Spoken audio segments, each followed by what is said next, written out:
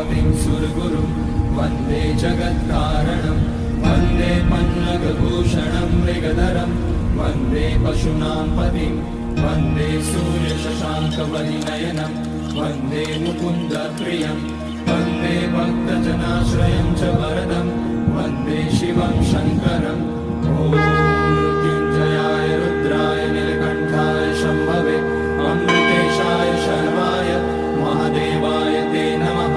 नमस्तेऽस्तु भगवन् विश्वेश्वराय महादेवाय त्र्यम्बकाय त्रिपुरान्तकाय त्रिकाग्निकालाय कालाग्निरुद्राय नीलकण्ठाय मृत्युञ्जयाय सर्वेश्वराय सदाशिवाय श्रीमान् महादेवाय नमः।